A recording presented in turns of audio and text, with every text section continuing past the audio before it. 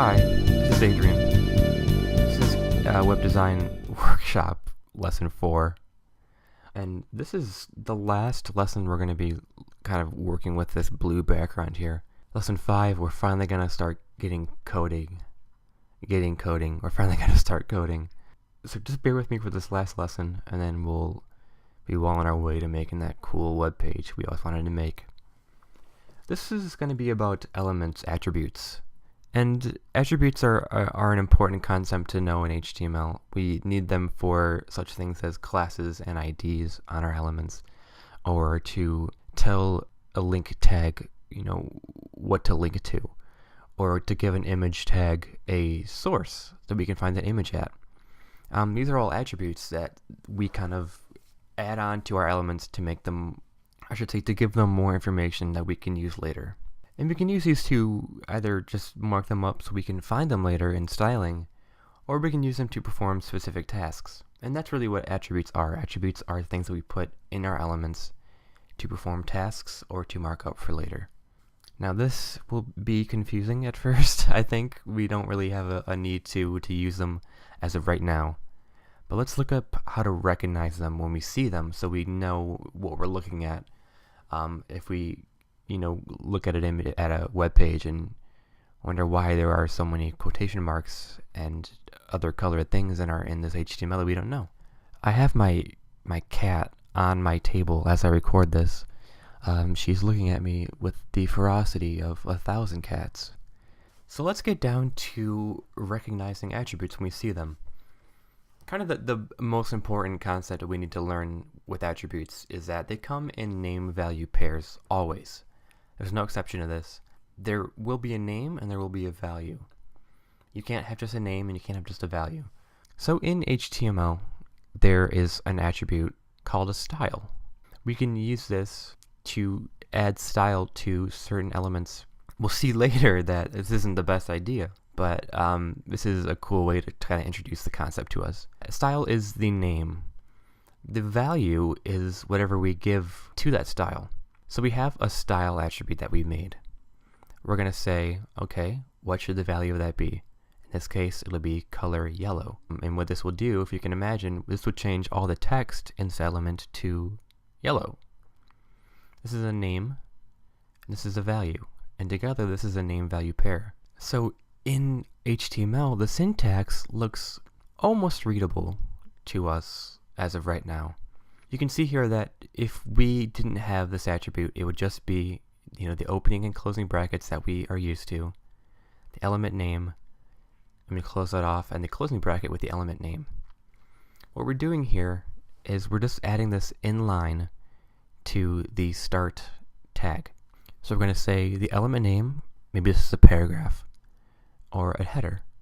We're going to say style, which is the name of the attribute, equals, and then in quotations, either single quotes or double quotes, the value. And that's really it. For this case, for style, we need to close it off with a semicolon. That's not always the case. If you're going to be using inline styles, make sure to close it off with a semicolon. We open and close the element, any element. We give it a space, and then we give it a style. And the style is the name of the attribute. This could also be href or rel or other attributes that we might come across when we write HTML. In this case, it's just a style. So it's just the attribute name with an equal sign, a single quote or double quotes, and the attribute value. And then we close off our tag. And that's it. That's how to recognize attributes. If you see this in an HTML document, you'll know that, okay, if I have an equal sign in a tag, there's going to be an attribute here with a name and a value. And that's going to be doing something. So attributes have conventions to them. When we use them, we should follow certain standards. And some of these standards we can't even get around. For example, the first one, attributes begin in the start tag. We saw before here that they begin in the start tag of the element. The first one before the closing tag. We can't really escape that. That's going to be always the case. Attributes will begin in the start tag. Not all attributes, though, are required on every element. For example, if we have a p tag, or a paragraph tag, I should say, we don't need to give it, every attribute that we can. We just need to give it the attributes that we want it to have. We don't need to give an href element to a header tag.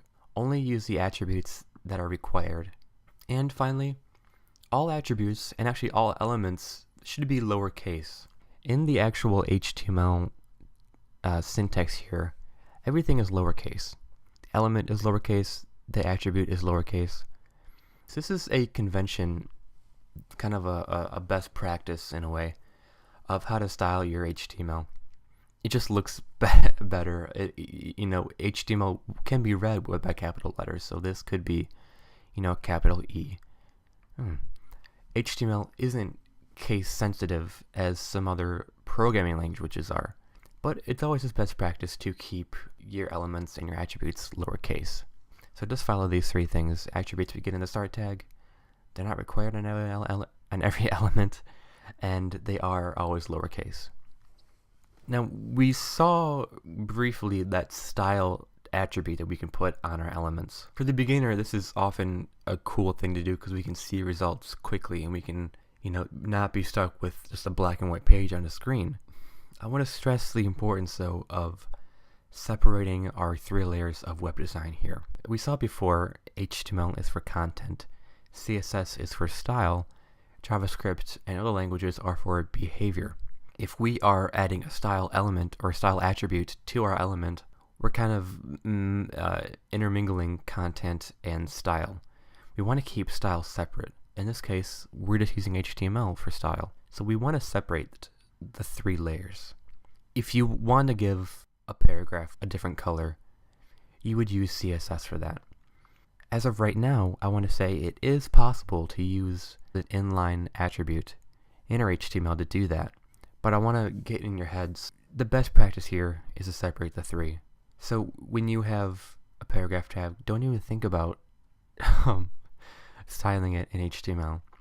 Let's just hold off on that and let's get to CSS, which then we can use to style. And I promise you, it'll make our code a lot cleaner.